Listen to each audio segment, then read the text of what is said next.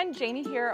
Welcome back to the Northwest Flower and Garden Festival. I have a very special guest for you all. You've seen him. He's done a little cameo in Monday's video, but he agreed to do an interview with me. This is Jack Barnwell of Jack Barnwell Designs, inventor of Aquapots, and my new best friend.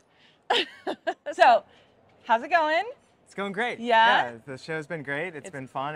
It's been nice being out here in Seattle. The weather's been pretty nice. It's not been bad. Yeah. It's been mild, no rain, so that's been nice. And I don't get to spend a lot of time in the Pacific Northwest, so a trip out here has been cool to meet with and engage with a lot of people in this industry, in the market, in this area, whatever. And it's always fun to have conversations and meet new people at these shows. You always, get ideas going. Aren't they the most interesting people? They all have their own ideas, and it's just so much fun. Well, in this show, the people that are coming and walking the show and, walking through in the gardens and everything like that, it feels like they're real gardeners. Yes. The people that are here are really, really into plants and gardening and just are super, super jazzed for springtime. Yes. Getting out in the gardens and everything because they've had a long gray, kind of winter or whatever. Yeah. And it's time to sort of turn the corner. March is right around the corner and springtime, so there's excitement in the air here. They feel like our type of people. They are. Everybody I talk to, it feels like our type of people. A lot of gardeners, a lot of plant geeks. Yes. Plant nerds here for sure that are. And there's so many plants. I mean, I have done a lot of shows and stuff like this over the years, and this one, there's a tremendous amount of really cool plants, from rare orchids and all these really amazing house plants. And just, I noticed that growers are getting really, really excited about introducing new, rare and fun plants and genetics into the market because people, consumers and gardeners are looking for that. Right. They're really looking for. There's a market. I mean, huge. Yeah, there's a huge market for plant passionate people. Right. You like that alliteration there? I love it. I'm going to put it on the screen. Plant passionate people. The interesting thing is all these booths that are here that are selling plants, they're selling out constantly, and everybody's constantly restocking. Yeah. Everybody's walking around with like bags full of plants and it's cool. It's a fun show, for sure. Yeah. People are definitely getting excited about, about stocking up on some of these really rare, unique plants. I think the prices are really good too that I've seen at this particular show anyway. And I think it's an indication that in general, the market in general, they're getting a lot of really unique plants out to these garden centers and out there that it's very different. In 10 years ago, a house plant, there was like a handful of options for house plants as far as indoor stuff. Right. Yeah. And, and even in the actual gardening, outdoor gardening, in the shrub, perennial and annual gardening world, and bulbs and everything, the diversity and variety that's coming out now is really, really exciting. And I think it's sort of this, whole gardening revolution that's happening. Yeah. Whether people are necessarily identifying that or talking about it or not. Right. I think that there's this younger group of millennials or whatever they're called, Gen Zs. Gen Zs. I don't even know what I am. I'm borderline millennial. Like I'm on like the last day of millennials. Oh, you are? Yeah, really? Okay. So yeah. Since I'm significantly younger than you, right? No. Yeah. No. No. So does that make me a millennial? I'm a millennial? Am I? I don't think so. I don't think so. I was born in 81. I was born in 84. So you're whatever was before a millennial. I'm older than a millennial? You're older than a millennial. All right. Anyway. So you young millennials. So they're kind of pushing the industry. They really are. And it's cool because, for landscape architects, designers, that are out there playing with these plant palettes, 10, 15, 20 years ago, we just didn't have as much to play with, or we really had to get out there and seek out and find interesting and unusual plants, which is hard. And when you have projects that are go, and you've got all these installations going, it's often just way too easy to go with the sort of norm And we saw, you know, especially through the 80s, 90s, you know, 2000s, where a lot of landscapes looked exactly the same. It looks exactly the same. And then there's still some of that, but I do believe that now, with the introduction of so many really great new plants, and people being educated. Yeah. You know, now online you can follow people like yourself.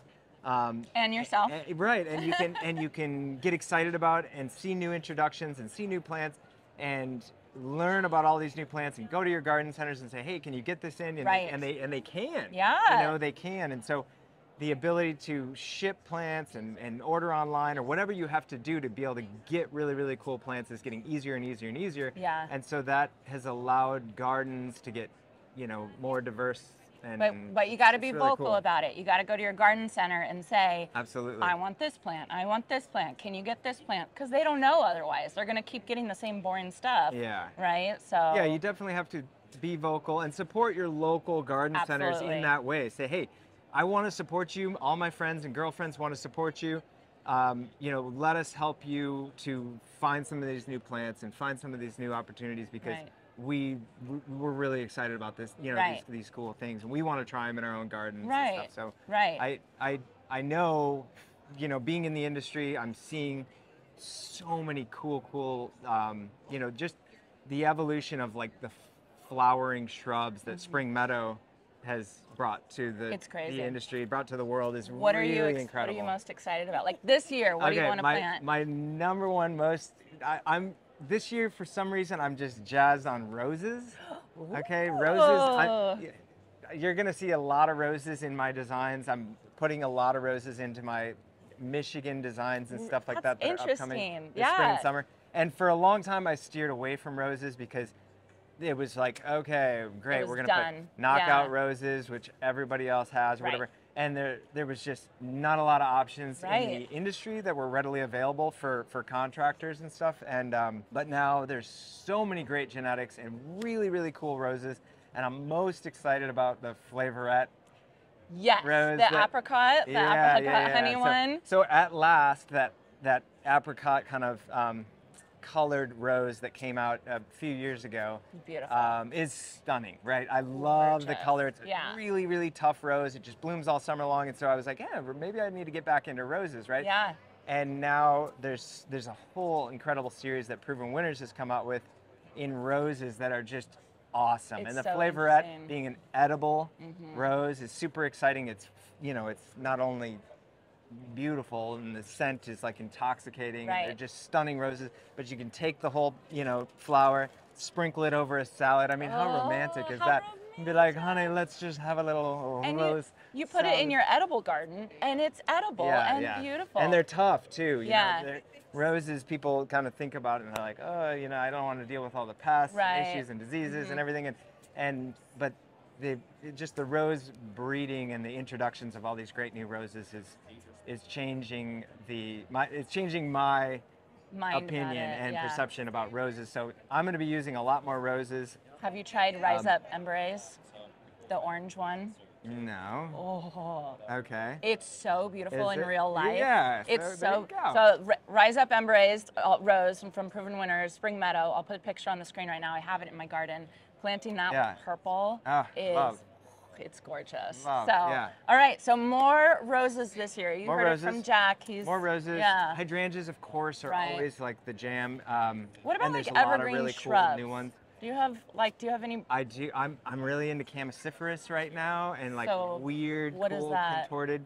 Chamaecyparis. It's an evergreen. It's like a cedar. Oh, right? Okay. All right. Yeah. And so, but they have more of a kind of architectural branching and everything like that to them. So they're just fun to work into containers. Yeah. And then transitioning them out into the landscape. They're tough. They're typically pretty darn deer resistant. Oh, that's good. Which is huge. Yeah. Deer resistant plants is a big deal. A lot of the stuff that I design in Michigan have to be major deer pressure on a lot of those gardens. So I'm always looking for, you know, really deer proof, deer resistant plants and new deer bug-proof plants is always fun because a lot of people get into the same old, same old. And that's just not as fun. Right. As a designer, you want to be like using new things, right. not only new plants, but new tech, right. you know, new products and stuff. Yeah. We're always looking for new hardscape products, new, you know, structure products and stuff. And that's that's fun. So are you using a lot more of the structures in your designs, you think? Yeah, you know, I think there's a big trend, there's a big push toward this, well, there has been for years, but the outdoor living experience, the outdoor living room, you know, with COVID, there was a huge amount of spending that went into making the home the, you know, the oasis, right? Where you go for fun, you know, like you spend your time there. And a tremendous amount of investment went into people's backyards and making their outdoor spaces much more inviting, and their staycation or whatever. Right. And so there are some really cool companies that are on the cutting edge of innovating some awesome pergola structures with, you know, push button drop down screens. Awesome. And like the louvered vents that when it's raining, there's like sensors, so the louvers will close automatically as soon as it rains. Goodness, how fun! Yeah, so you can have, you know, fairly nice outdoor furniture, and protect it. and it's really well protected and stuff. So the kind of improvements to pergola design and pergola style with the conveniences of you know, having a bug-proof, clean environment out there is really exciting. It's going to encourage people to go outside and be out gardens. there. Yeah. And you know, you don't have the kind of inconveniences or the annoyances of like bugs and you know, rain, dirty, whatever, all right? That kind like of so stuff. some people are a little more sensitive. I personally love being dirty as, you know, as heck and getting out there, and I don't really care, but but you know, certainly some of my clients want to have a cleaner outdoor experience. Yeah. And so there's products that are really cool for that.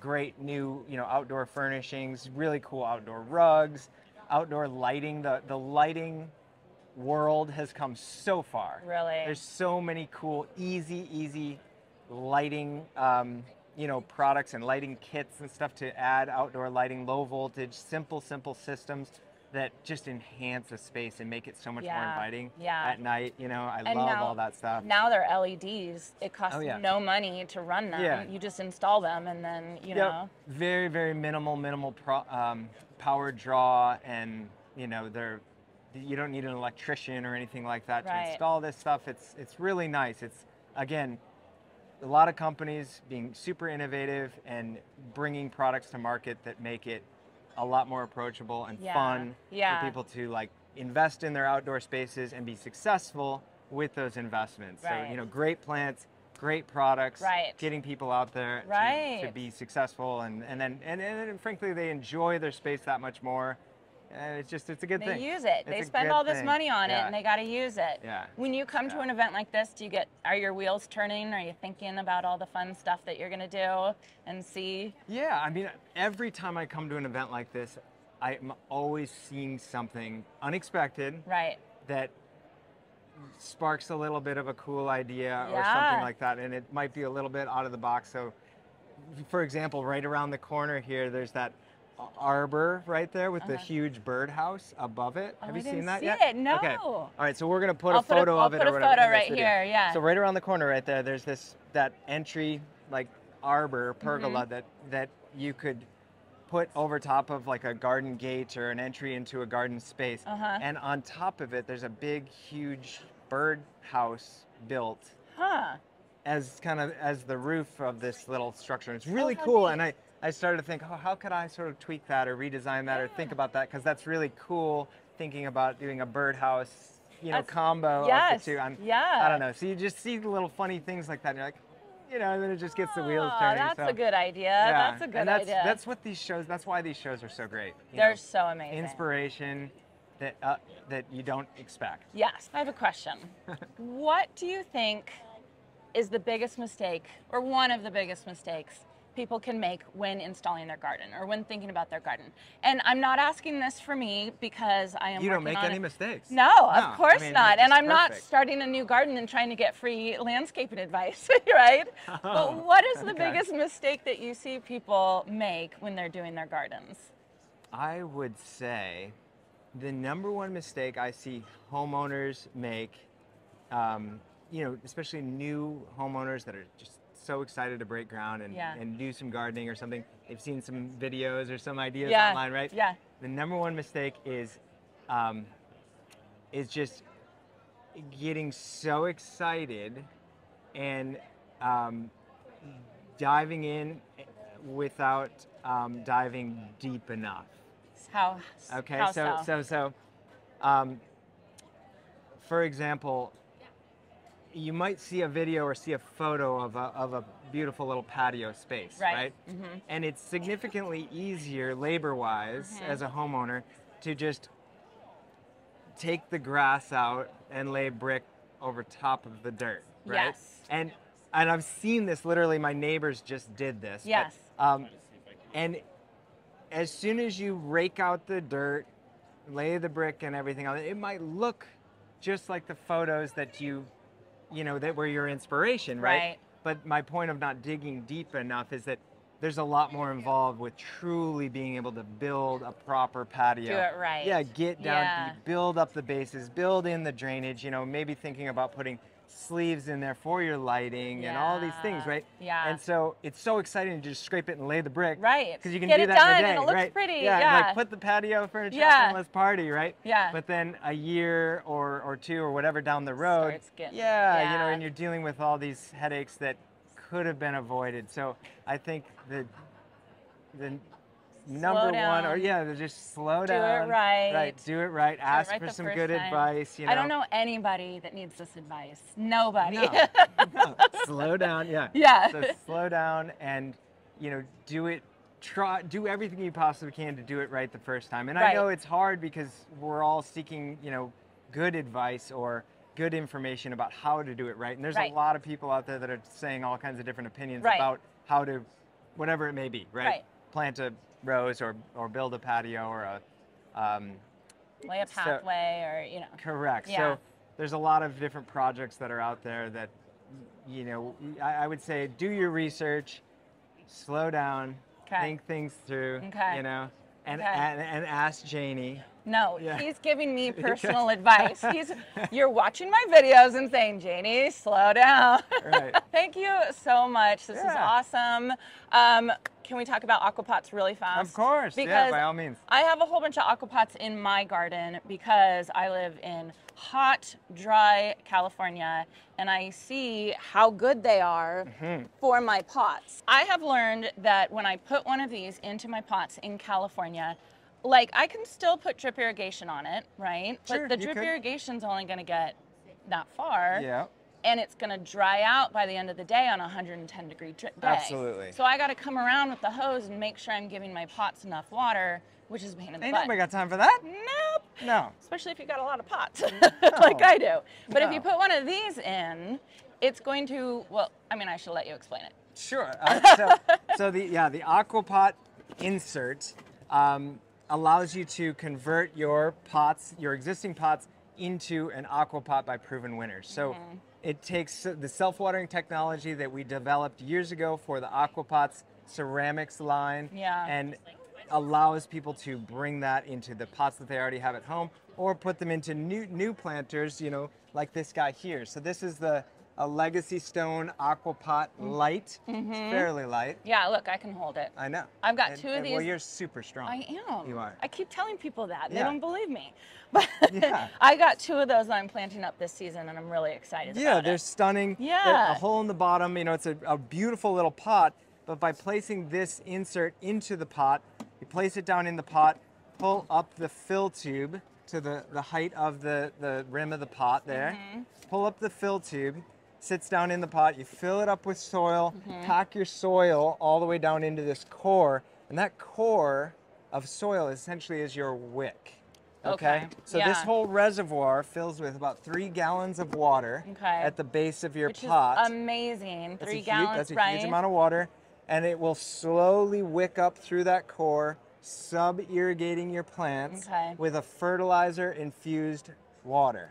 Because you put... Correct. So we recommend putting some slow-release fertilizer right in the tank, and it will slow-release food and fertilizer into the water, so the plants are getting 24/7 fertilizer-infused water. It's like having a Whole Foods in your refrigerator. Right. Sweet. And you were telling me why that's really good for plants because of how nurseries grow them. Tell everyone that. A lot of the large-scale, professional, high-end, wholesale, nursery growers grow in a very, very controlled environment because they're growing millions of plants and they can't afford to lose huge amounts of plants, right? Right. And so the number one tactic that they use is trying to keep the foliage as dry as possible. Right. So they're using flood floors. Okay. And they're sub-irrigating these plants and keeping the soil surface dry and the foliage dry by sub-irrigating. So those plants are then wicking that moisture up, through these flood floor systems, and the top of the soil stays dry, which is where all your root rot and and sort of fungal diseases and issues and stuff is happening, is in that sort of soil to air, location layer, there. So we've basically taken that idea and converted it into planters. So this sub-irrigates up. Plants are in here just thriving, doing really, really well. So it's not just a convenience thing. No, I think water once a week instead of every day. Like you were saying earlier, even with drip irrigation, which is ugly, heinous, plastic tubes running everywhere. Sometimes you can't get it to certain spots. They clog, there's issues. Or the HOA where you live might say you can only water, 2 days a week or something. That ain't enough, right? And so you're out there trying to water all the time, 2-3 times a day sometimes. Nobody's got time for that, right? So they give up. They give up. They think, I can't do, pots on my patio because it's just, they dry out. It's too sunny, too windy, whatever. So we've had aquapots all over the country, all the way from Alaska down to the Florida Keys. Where you are. Which I think is really interesting to point out because you put these things in Florida where it's super hot and the sun's super hot. And it can be dry, no rain for weeks on end. And we have aquapots out on these docks and decks and stuff, and they do really well. We know that once a week watering, no problem. Those plants are going to thrive and do really, really well. It's pretty. They're really amazing. They really do work well. So it's not just a convenience thing, but also the plants actually really benefit from the bottom watering, the fertilizer infused water. That I didn't really know. Like as I'm using these for convenience and keeping them watered. I've been to the growing facilities, the Proven Winners growing facilities, and Jack's right. That's how they water all their beautiful plants, and they look gorgeous when they're in there, and it's because of the technique that they use. It has a big, you're doing lot to do with it. Yeah. Exactly. How fun. It's so fun. It's so fun. Yeah. Awesome. So fun. All of you, let me know if you have any questions, because Jack's my best friend now. Let me know if you have any questions for Jack about the aquapots. I'm going to be planting these up in my garden because I just want to show you all. I live in an extreme environment with really hot and really dry, and I have a huge stack of these in my garage that I'm planning to put on all my pots just because it's going to make my life easier in my environment. So thank you. It's the least I can do. Thank you so much. Yeah. So Jack's got to get on a plane. He's got to go back to Florida. I am. Is that right? Florida today, Gotta go see his beautiful family. Thank you so much for taking the time to do this. I appreciate it. Come out and visit me in California. I will. I'm planning on it, for sure. I hope you all enjoyed this, and I hope you all have a chance to get in your garden today. Cheers.